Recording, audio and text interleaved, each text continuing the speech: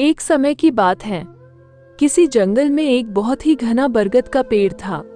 उस पेड़ पर बहुत सारी चिड़िया अपना घोंसला बनाकर रहती थी और उसी जंगल में कुछ बंदर भी रहते थे। बरसात का समय था। एक दिन बहुत जोरों की बारिश होने लगी। सारी चिड़िया अपने अपने घोंसले में चली गई और बारिश का आनंद लेने लगी। लेकिन वही बगल के एक पेड़ पर कुछ बंदर बैठे थे और बारिश से भीग रहे थे।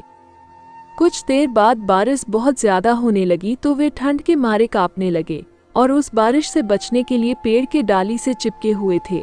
बंदरों का ये हालत देखकर चिड़िया को रहा नहीं गया और उसने तुरंत बंदर से बोला, भाई तुम लोग अपने लिए एक घर क्यों नहीं बनाते?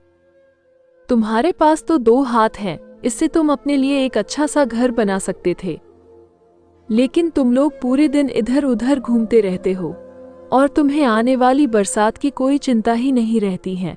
इसी वजह से आज तुम्हारी यह हालत हुई है। हमारे पास तो काम करने के लिए सिर्फ एक चोंच ही है। फिर भी हमने दिन भर मेहनत करके इधर उधर से तिनके लाकर बहुत सारी कठिनाइयों को सहकर एक घोंसला बनाया है। इसलिए अब हम इस भारी बरसात में आराम से अपने घोंसले में रह रहे हैं और बारिश का आनंद ले रहे हैं। अब हमें बारिश से कोई डर नहीं है।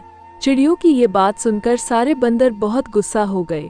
तभी एक बंदर गुस्से में बोला, अरे ओ दुष्ट चिड़िया, हम इधर बारिश में भीगकर ठंड के मारे कांप रहे हैं और तू हमारा मजाक उड़ा रही है। एक छोटा सा घास फूस के घोंसले पर तुझे इतना घमंड हो गया है कि तू हम कामचोर और आलसी बोल रही हैं। रुक जा, बारिश बंद होने दे, फिर देख हम क्या करते हैं। फिर थोड़ी देर बाद बारिश बंद हुई और सारे बंदरों ने मिलकर सभी चिड़ियों के घोंसले को तोड़कर इधर उधर फेंक दिए और बोले, डैश अब बोल चिड़िया, और कुछ बोलना है तुझे। चली आई हमें आलसी बोलने वाली। इतना बोलकर बंदर दूसरे पेड़ पर जाकर उछल कूद करने लगे। चिड़िया बेचारी उन दुष्ट बंदरों के सामने कुछ नहीं कर पाई और अपना टूटा हुआ घोंसला देखकर रोने लगी। इसलिए कहा गया है कि दुष्टों और हरामियों से हमेशा दूर रहना चाहिए, क्योंकि उनसे अच्छी बातें कहो तो उन्हें लगता है कि उनका मजाक उड़ाया जा रहा है।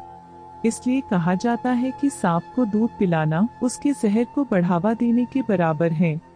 सांप को दूध पिलाना उसके जहर को बढ़ाना की कहानी आपको कैसी लगी, हमें कमेंट करके अवश्य बताएं।